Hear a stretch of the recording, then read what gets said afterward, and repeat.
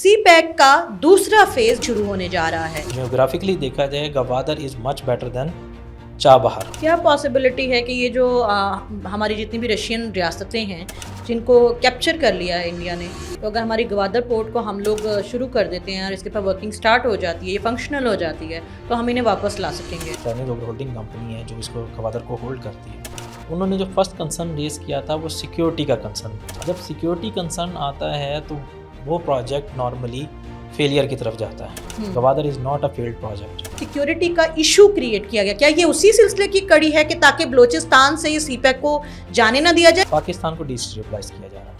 कैसे कर रहे हैं कि इंडिया ने एक पॉलिसी बना ली पाकिस्तान को इकोनॉमिकली बेहतर नहीं होने देना, मजबूत नहीं होना। हमारे बलूचिस्तान के इलाके में या KPK में मुख्तलिफ एरियाज़ में इंसर्जेंसी के लिए भी फंडिंग स्टार्ट कर दी। उसमें रॉ भी आती है, उसमें मुसाद भी आती हैं, उसमें डिफरेंट एजेंसीज आती हैं। ये रॉ आखिर वहाँ किस तरीके से अपना जो वर्क है उसको प्रोसीड कैसे कर रही है, ये कैसे ये प्रॉक्सीज को ये मैनेज कर पा रही है? जो लेमैन है या अनपढ़ हैं, जो पैसे का थोड़ा बहुत ग्रीडीनेस है, उसमें ख़रीदा जाता है, उनको इन्फॉर्मेशन ली जाती है, उनके माइंड को ट्रैपिंग की जाती है। उसमें बहुत से फैक्टर्स हैं। कुलभूषण यादव उनमें से एक था।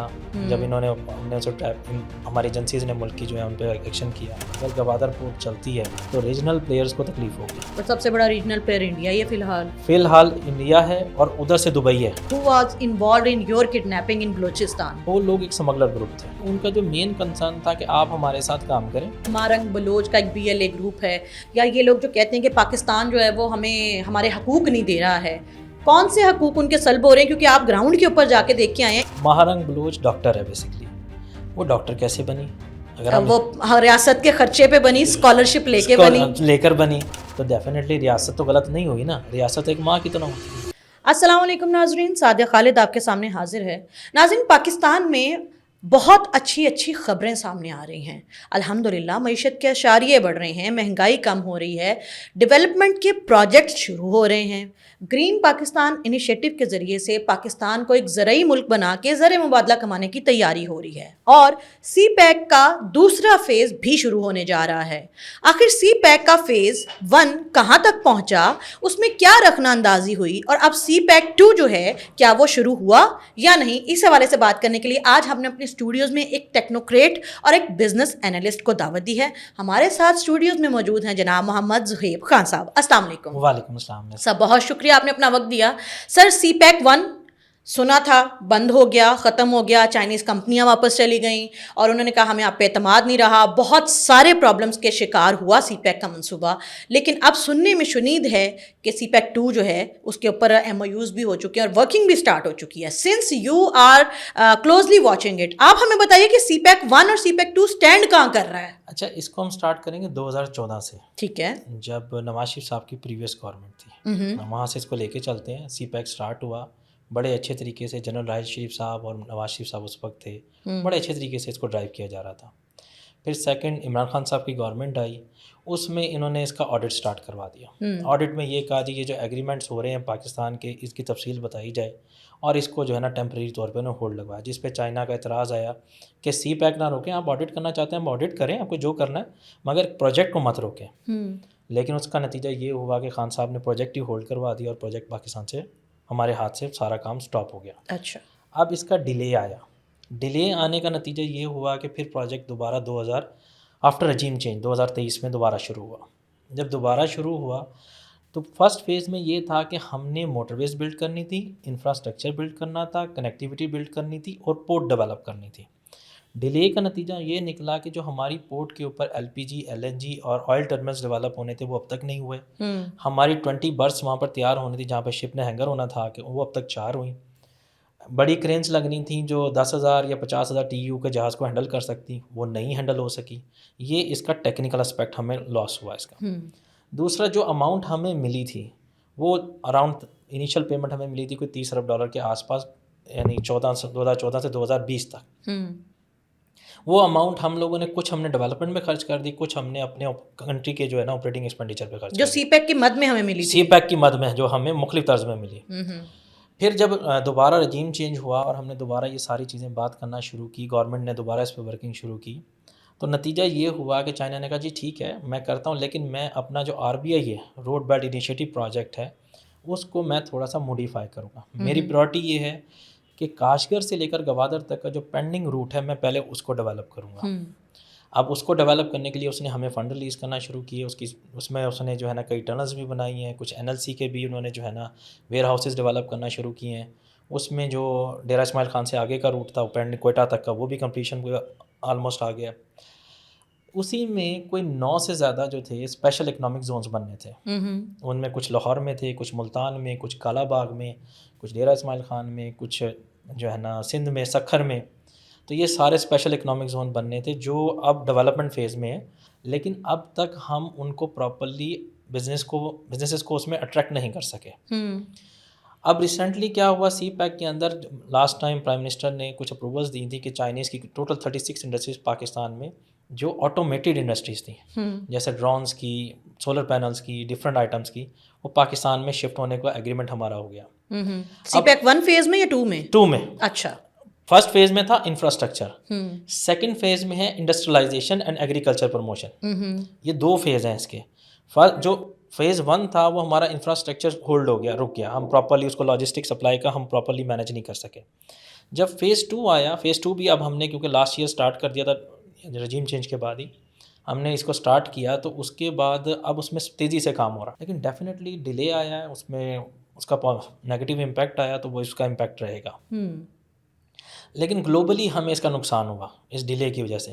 انڈیا نے اپنی چابہار پورٹ ڈیولپ کر لی. اس میں انڈیا نے ہمیں وہاں پہ نقصان پہنچایا کہ ہمارا تاجکستان, ترکمانستان اور ازبکستان, قزاقستان, اس نے ان کے ساتھ ٹریڈ ایگریمنٹ کیا, ایون کہ افغانستان کے ساتھ بھی, اور اس کو ڈائیورٹ کرا کے ایرانی پورٹس کے اوپر لے گیا, اور وہاں سے وہ کہتا ہے جی چابہار کے تھرو آپ اپنا جو لے جائیں.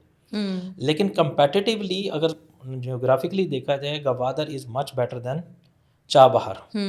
اب چابہار کے اوپر کیونکہ ایران کے اوپر US سینکشنز بھی آتی ہیں, اور US سینکشنز کا ان کی وجہ سے وہ ممالک تجارت ادھر سے نہیں کر سکتے, تو ہم ان کو الٹرنیٹلی ان کا یہ ہے کہ جی گوادر کی طرف آیا جائے. لیکن ہمارا کوئی سچ کوئی ایگریمنٹ نہیں ہے ابھی ان ممالک کے ساتھ ٹرانزٹ ٹریڈ کے اندر, تو وہ ابھی انڈر پروسیس ہے. صرف کیا پاسبلٹی ہے کہ یہ جو ہماری جتنی بھی رشین ریاستیں ہیں جن کو کیپچر کر لیا ہے انڈیا نے, تو اگر ہماری گوادر پورٹ کو ہم لوگ شروع کر دیتے ہیں اور اس کے اوپر ورکنگ سٹارٹ ہو جاتی ہے, یہ فنکشنل ہو جاتی ہے, تو ہم انہیں واپس لا سکیں گے؟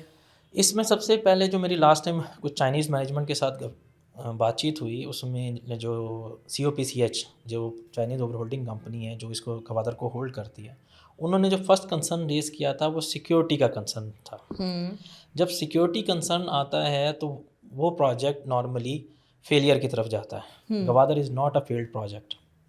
انڈین میڈیا پروپیگنڈا کرتا ہے, دوسرے میڈیا پروپیگنڈا کرتے ہیں, US میں بھی اکثر یہ بات ہوتی ہے, لمیٹیشنز کی بات ہوتی ہے, لیکن Gwadar is not a failed project, it's a successful project.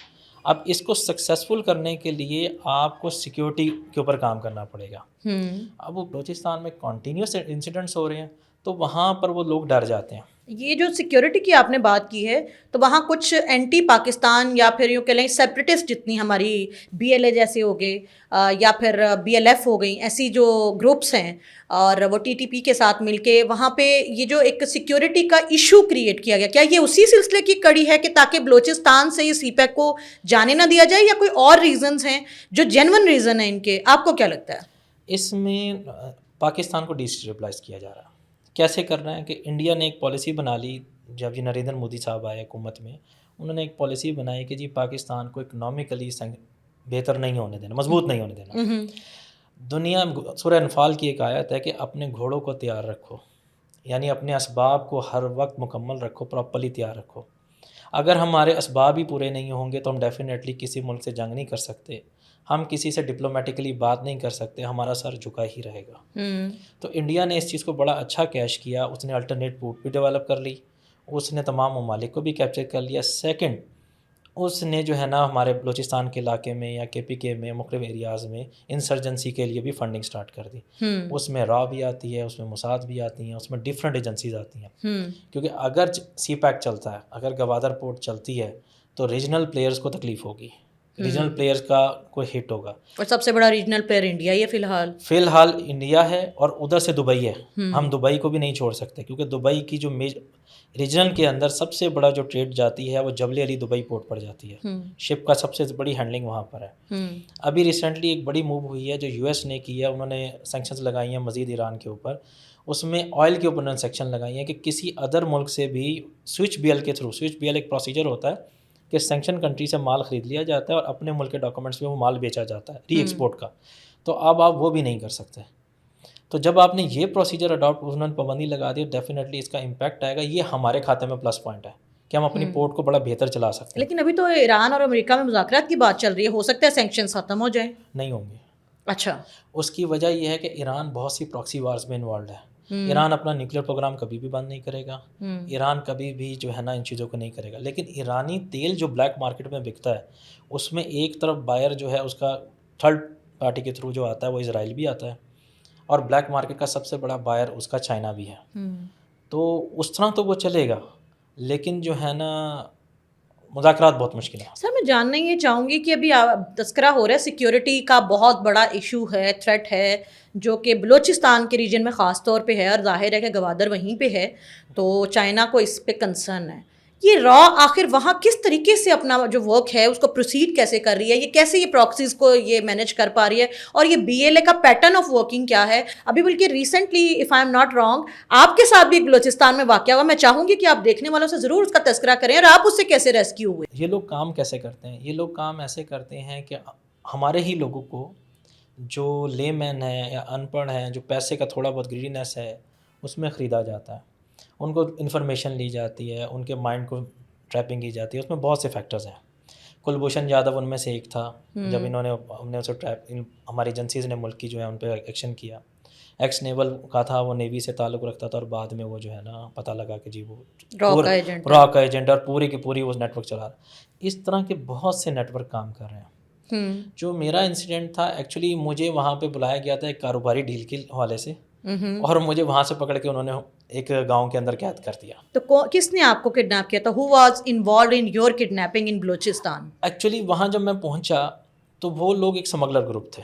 اچھا. There was some one behind that one. وہ شخص سامنے نہیں آئے، لیکن ان کا جو مین کنسرن تھا کہ آپ ہمارے ساتھ کام کریں، آپ ہمارے ساتھ چلیں. ہم یہ جانتے ہیں کہ جو ہے نا آپ سی پیک کو بڑا ڈیپلی اسٹڈی کر رہے ہیں، ان روٹس کو، ان راستوں کو، اولڈ ٹریڈیشنل روٹس کو آپ بڑا ایکٹیولی کام کر رہے ہیں، تو آپ ہمارے ساتھ کام کریں. کس طرح کا کام؟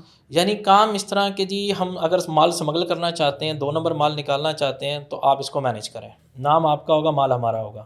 فرسٹ اچھا، اسمگلنگ. آپ کو اسمگلنگ کی آفر کی گئی؟ اسمگلنگ کی آفر کی گئی. دوسری ان لوگوں نے جو آفر کی کہ جو ہے نا کہ یار اگر ہمیں کوئی انفارمیشن چاہیے تو آپ ہمیں وہ دیں گے. خیر میں کوئی 10-15 دن تو ان کے پاس رہا بڑے آرام سے، جو ان کی بادشاہ سنتا رہا. پھر مجھے اللہ والوں ایک موقع مل گیا وہاں سے اللہ کی طرف سے بھاگنے کا. اچھا. جب مجھے یعنی آپ کو کسی نے ریسکیو نہیں کیا، آپ نے خود اسکیپ لیا؟ وہاں سے جو انیشیل اسکیپ تھا، جو فرسٹ 10 کلومیٹر تھے، وہ میں نے خود بھاگے ہیں وہاں سے. اچھا. وہاں سے جب میں بھاگا ہوں تو بھاگنے کے بعد جو پہاڑوں سے میں نے کراس کیا، تو جو فرسٹ میرا پوائنٹ آف جو تھا وہ تھا ایف سی چیک پوسٹ. جب میں ایف سی چیک پوسٹ پہ آیا، میں نے اپنی صورتحال ان کو بتائی، تو اس کے بعد جو ہے نا فورسز نے مجھے اندر لے لیا. اس کے بعد جو ہے نا سسٹم ایکٹیو ہو گیا، اور پھر انہوں نے مجھے باسیف بحفاظت 3 دن کے اندر لاہور پہنچا دیا. اور یہ کون سا اسمگلر گروپ تھا؟ کیا یہ funded by B L A تھا، فنڈیڈ بائی را تھا؟ آپ ان کو جانتے ہیں یا نہیں جانتے ہیں؟ اس کے اوپر میں کوئی کمنٹ نہیں کر سکتا، کیونکہ لاسٹ ٹائم مجھ سے اداروں نے اس پہ انویسٹیگیشن کی تھی، مجھ سے پوچھا گیا تھا کہ کیا ترتیب ہے، تو میں نے وہاں تو بتا دیا تھا. لیکن جو اوور آل اگر دیکھا جائے گا بیک اینڈ پہ کون تھا وہ سامنے نہیں آیا. اگر وہ سامنے آتا تو پھر ڈیفینیٹلی ہم اس کو میں بتانے کی پوزیشن میں تھا. تو یعنی یہ جو نیکسس ہے جو اسمگلنگ کر رہا ہے، آپ کو لگتا ہے یہ کہیں سے یہ جو فائنینشیل انڈیپینڈنس آف ٹیررزم ہے یہ اس لیے بھی کیا جا رہا ہے؟ دیکھیں اسمگلنگ جو ہوتی ہے اس میں 2-3 چیزیں آتی ہیں. اس میں منشیات بھی آتی ہے. منشیات کی اسمگلنگ کو بھی استعمال کیا جاتا ہے، کیونکہ یہ جو بلوچستان سے اوپر کی بیلٹ ہے افغانستان تک کی، یہ پورا کا پورا بہت بڑا کارٹل ہے. یہاں سے پیسہ جنریٹ ہوتا ہے، یہ پیسہ مختلف مقاصد کے لیے استعمال ہوتا ہے، یہی ٹیررسٹ کے پاس جاتا ہے، یہی سب چیزوں میں جاتا ہے. اسی لیے بلوچستان میں انسرجنسی ہے. دوسری بات، بلوچستان میں غربت ہے. آج بھی آپ وہاں پر اگر جائیں تو دور دراز کے علاقوں میں سفر کریں تو چھوٹے چھوٹے گاؤں ہیں، پانی کی قلت ہے وہاں پر، خوراک کی قلت ہے، ہر چیز کی قلت ہے. اور یہ کس کی وجہ سے ہے؟ آپ تو چکے ہماری ایڈمنسٹریشن. اچھا. ہماری نااہلی، جو وہاں کی صوبائی ایڈمنسٹریشن ہے. صوبائی ایڈمنسٹریشن جو ہے ہماری نااہلی ہے. جن علاقوں میں آرمی کا ہولڈ ہے، پاک آرمی نے تھوڑا سا بہتر کنٹرول کیا ہوا ہے، وہاں پہ آپ کو اسکول بھی بہتر ملتے ہیں، وہاں پہ آپ کو جو ہے نا کالجز بھی بہتر ملتے ہیں، ہسپتال بھی مل جاتے ہیں. جہاں پہ دور دراز علاقے ہیں جو 100-150 لوگوں کی کمیونٹی ہے یا ایک گاؤں یا ایک قبیلہ بیٹھا ہے, وہاں پر اکثر آپ کو یہ پرابلم ملے گا. یہ جو ملیٹنسی ہے یا مسنگ پرسن کا یہ بیانیہ ہے, چونکہ آپ ان کے ساتھ ڈائریکٹلی ایک انوالو ہو کے, بلکہ ان کے کہہ لیں کہ شکار ہو کے آئے ہیں, تو ذرا بتائیے گا کہ یہ مسنگ پرسن نو ڈاؤٹ کہ وہ آپ نے جو بتایا کہ لوگوں کو برین واش کر کے لے کے جاتے ہیں, لیکن کیا یہ اتنا ہی بڑا یہ مسئلہ ہے جتنا یہ ہمارے سوشل میڈیا پہ ماہ رنگ بلوچ جیسے لوگ لے کے آتے ہیں, یا اس کو ڈیلیبریٹلی بڑا بنا کے پیش کیا جا رہا ہے؟ اچھا, اس میں بھی اگر آپ کو تھوڑا سا اسٹڈی کریں انٹرنیشنل میڈیا, دیکھیں ہمارے ہاں ایک بڑا اچھا ہے, جو دکھے گا وہی بکے گا. اس میں انڈیا نے پاکستان کو پورٹری کیا کہ وہ یار ایک ٹیررسٹ آرگنائزیشن ہے, ہم نیشن ہے, ہم دنیا میں دہشت گردی پھیلاتے ہیں. پھر اس کے بعد انہوں نے پاکستان میں ایسے گروپس کھڑے کرنا شروع کیے. اب وہ جتنے بھی گروپس ہیں وہ ساروں کا ٹارگٹ کیا ہے کہ پاکستان کو یہ دکھانا کہ جی دیکھیں جی پاکستان کی فوج غلط ہے, پاکستان کے ادارے غلط ہیں, ہمارے ساتھ ظلم ہو رہا ہے, ہمارے ساتھ یہ ہو رہا ہے اور ہمارے ساتھ یہ زیادتی ہو رہی ہے. تو ان کی کہیں نہ کہیں کنیکشنز تاریں آپ کو کہیں نہ کہیں جا کے باہر کے ممالک میں ملیں گی. یہ جو سارے کے سارے, لاسٹ میں آپ سے جاننا چاہوں گی, یہ جو گروپس ہیں جیسے مارنگ بلوچ کا ایک BLA گروپ ہے, یا یہ لوگ جو کہتے ہیں کہ پاکستان جو ہے وہ ہمیں ہمارے حقوق نہیں دے رہا ہے, کون سے حقوق ان کے سلب ہو رہے ہیں؟ کیونکہ آپ گراؤنڈ کے اوپر جا کے دیکھ کے آئے ہیں. ایک تو آپ نے کہا کہ وہاں ایڈمنسٹریشن نے جو ہے ورک نہیں کیا, لیکن جہاں پہ پاک فوج ایڈمنسٹریٹ کر رہی ہے وہاں پہ ہسپتال بھی بن گئے ہیں, اسکول بھی بن گئے ہیں, پانی کے مسائل بھی ٹھیک ہیں, بجلی بھی ہے. تو کون سے ایریاز ہیں اور کون حق سلب کر رہا ہے؟ کیونکہ نیریٹو اور بیانیہ تو یہ بنایا جا رہا ہے نا کہ پاک فوج سلب کر رہی ہے حق. تو اگر پاک فوج کے ایڈمنسٹریٹڈ علاقوں میں تمام سہولیات اویلیبل ہیں تو پھر کون کر رہا ہے یہ؟ اچھا, اس میں وہی برین واشنگ والا کیس ہے. اچھا, ماہرنگ بلوچ ڈاکٹر ہے بیسکلی. وہ ڈاکٹر کیسے بنی؟ اگر وہ ریاست کے خرچے پہ بنی, اسکالرشپ لے کر بنی, تو ڈیفینیٹلی ریاست تو غلط نہیں ہوئی نا, ریاست ایک ماں کی طرح ہوتی ہے. تو وہ دماغ اس کا جو ہے نا برین واشنگ کا کیس ہے, اور کچھ نہیں ہے. ایسے بندوں کو ٹریٹ اگر آپ پراپرلی کریں تو وہ چلتا ہے. باقی فنڈنگ کہاں سے آتی ہے, کون کس کا پیٹرول پے کرتا ہے, کون کس کی گاڑی کا خرچہ اٹھاتا ہے, یہ سبھی جانتے ہیں. جاتے جاتے ایک اور چیز مائنڈ میں آئی کہ یہ جو ابھی کل پرسوں ہماری سیکیورٹی فورسز نے ان دہشت گردوں کو 100 کے قریب 100-200 کے قریب دہشت گرد تھے جو کہ بسز کو روک کے پنجابیوں کو شناخت کر کے ان کو مارتے تھے, قتل کرتے تھے, شہید کرتے تھے, ان کو جہنم رسید کیا. سب سے پہلے تو راؤنڈ آف اپلاز ہونی چاہیے ہماری فوج کے اوپر.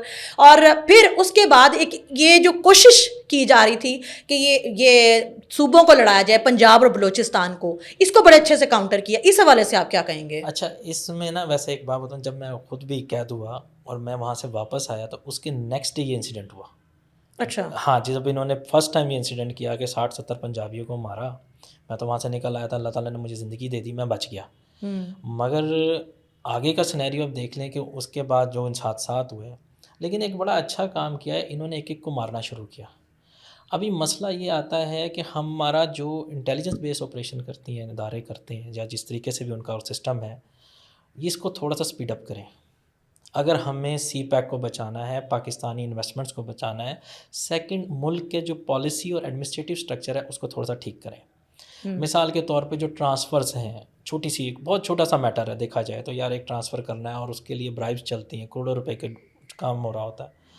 آپ جو DCO ہے اس کی پابندی لگا دیں 4 سال سے پہلے, بھائی تمہارا ٹرانسفر نہیں ہوگا. 3 مہینے کم از کم لگتے ہیں علاقے کو جاننے کے لیے, پتہ لگتا ہے بندہ اپنا پشین سے ٹرانسفر کرا کے جو ہے نا وہ قلعہ عبداللہ میں جا کے بیٹھ گیا. تو یہ تو نہیں ہو سکتا نا. یا لاہور کا DCO 3 مہینے بیٹھا ہے تو پتہ لگا جو ملتان کا DCO یہاں پر آ گیا, اس نے بڑی رشوت دے دی. تو آپ اس کو تھوڑا سا کنٹرول کر لیں, کافی ساری چیزیں ٹھیک ہو جائیں گی. ہمارے ایڈمنسٹریٹو ایشوز ہیں, ہم آپس میں لڑ رہے ہیں اور باہر والوں کو ہم نے چھوڑ دیا.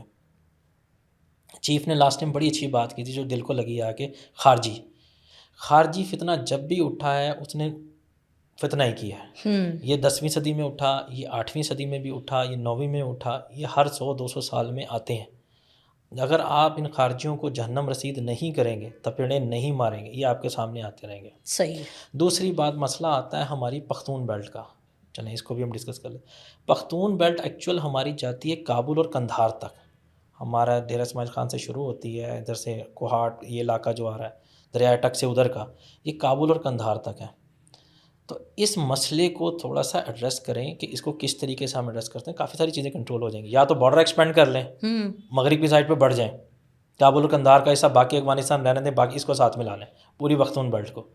نہیں تو اس کو تھوڑا سا ایڈمنسٹریٹولی دیکھیں کیا ایشو ہے. ابھی وزیرستان میں بڑی چیزیں کنٹرول ہوئی ہیں. میں لاسٹ ٹائم گیا ہوں وہاں پر, میں نے دیکھا ہے بڑی اچھی ڈیولپمنٹ ہوئی ہے. آرمی نے کی ہے, یہی ادارہ کرا ہے, جینٹل مین ادارہ ہے. تو پھر اس طرح کی چیزیں کنٹرول ہونی چاہیے. اور پھر سی پیک کا میجر روٹ بھی وہیں سے گزر رہا ہے. ابھی اکنامک زون کی بات ہو رہی ہے تو وہاں پر اکنامک زون بھی بنائے جا رہے ہیں. تو یہ بھی سب انہیں کی ترقی کے لیے ہے نا, کس کے لیے ہے, ہم کیوں آپس میں لڑ رہے ہیں, یہ اس کے سمجھ سے باہر ہے. بہت شکریہ سر, آپ نے اپنا اتنا قیمتی وقت دیا. ناظرین, دشمن کا کام یہی ہوتا ہے کہ دو بھائیوں کو آپس میں لڑائے, اور جب وہ لڑ کے پاگل ہو جائیں تو دشمن اپنے مفاد اٹھائے. آپ کا جتنا دشمن اور جتنی بیرونی طاقتیں ہیں وہ آپ کے ساتھ یہی کر رہے ہیں. بلوچستان میں وہ یہی کر رہے ہیں, KPK میں. اب ہم نے یہ سوچنا ہے کہ ہم نے ان لوگوں کو بینیفٹ دینا ہے, ان لوگوں کے مفادات کی تکمیل کرنے کے لیے ہم نے ان کا مہرہ بننا ہے, یا ہم نے اتحاد کر کے ان لوگوں کو ناکو چنے چبوانے ہیں. ہمارے آرمی چیف کا یہ کہنا ہے کہ خارجیوں کو جہنم رسید کرنے تک ہم اپنا مشن جاری رکھیں گے. تو ہم سب پاکستانیوں کا بھی یہ ملک اتنا ہی ہے, اور ہمارا فرض بنتا ہے کہ ہم اپنی فوج کے ساتھ, اپنے اداروں کے ساتھ کھڑے ہو جائیں, تاکہ یہ جتنی بیرونی طاقتیں جو یہ سمجھتی ہیں کہ خدا نخواستہ وہ پاکستان کو صفائے ہستی سے مٹا دیں گی, ان کا یہ خواب شرمندہ تعبیر نہ ہو سکے. سب سیانے کہتے ہیں یونائٹڈ وی اسٹینڈ, ڈیوائیڈڈ وی فال. آج کے پروگرام سے سعدیہ خالد کو اجازت دیجیے. کمنٹ میں رائے کا اظہار ضرور کیجیے گا. اللہ حافظ.